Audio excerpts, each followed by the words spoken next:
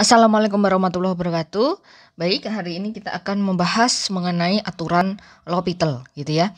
Di dalam aturan L'Hopital itu menyatakan bahwa misalkan LZ dan GZ analitik dalam suatu daerah yang memuat titik Z0 dan andekan FZ0 sama dengan GZ0-nya sama dengan 0,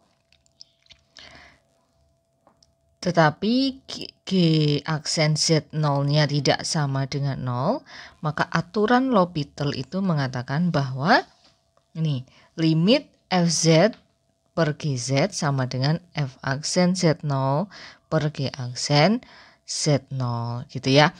Jadi begini, dari dalam aturan L'Hopital itu mengatakan bahwa apabila kalian mencari suatu limit, ya, biasanya kan kalian langkah pertama yang kalian lakukan, biasanya kalian substitusi begitu ya. Substitusi ternyata hasilnya itu adalah 0 per 0. Kan di sini bilang bahwa 0 ya. FZ0 sama dengan GZ0 yang sama dengan 0. Apabila hasilnya ternyata 0 per 0, maka kita bisa menggunakan yang namanya adalah aturan L'Hopital ya. Di mana di dalam aturan L'Hopital itu memanfaatkan diferensial atau turunan begitu ya. Oke, biar bisa dipahami kita langsung saja masuk ke contoh. Di sini ada suatu contoh, kalian diminta untuk menghitung limit Z pangkat 10 plus 1 per Z pangkat 6 plus 1 di mana Z-nya mendekati I. Begitu ya. Nah, sekarang untuk mencari limit ini ya, biasanya kalian coba untuk substitusikan terlebih dahulu begitu ya. Kalian substitusikan langsung di sini.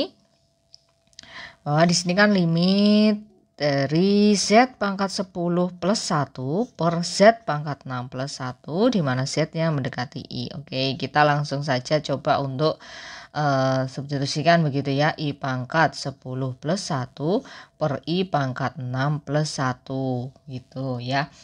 I pangkat 10 plus 1 itu kan I pangkat 10 itu kan hasilnya adalah negatif 1 gitu ya.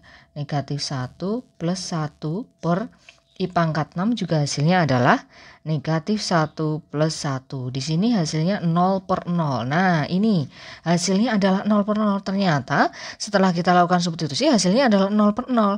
Nah, kalau hasilnya adalah 0 per 0, kita bisa memanfaatkan aturan L'Hopital. Begitu ya. Aturan L'Hopital itu berarti kita bisa manfaatkan begini, sehingga di sini limit dari Z pangkat 10 plus 1 per Z pangkat 6 plus 1 di mana Z-nya mendekati I, itu artinya dia sama dengan limit ya, limit Z-nya di sini tetap mendekati I, limitnya tetap kita tulis ya karena belum kita selesaikan begitu ya. Kita turunkan di sini yang atas, yaitu Z pangkat 10 plus 1 turunannya adalah 10 Z pangkat 9 per, sekarang yang bawah diturunkan 6 Z pangkat 5. Oke. Nah, setelah kita turunkan di sini, ini kan kalau disederhanakan kan bisa menjadi begini ya. Limit di mana Z-nya mendekati I, 10 Z pangkat 9 per Z pangkat 5 itu kan kalau disederhanakan menjadi 5 per 3 Z pangkat 4. Begitu ya. Nah, setelah itu baru kita cari limitnya. Kita coba untuk substitusikan, berarti kan 5 per 3 Z pangkat 4 itu kan I pangkat 4 itu negatif 1 kuadrat itu kan 1 ya.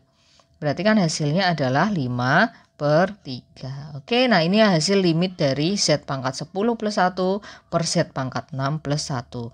Nah, sekarang kalau misalkan ada suatu limit ternyata hasilnya di sini misalkan ya ini 0 per 1. Ya sudah, hasilnya berarti adalah 0 gitu ya. Kita tidak perlu menerapkan aturan L'Hopital karena bukan 0 per 0. Ingat ya, aturan L'Hopital syaratnya adalah 0 per 0.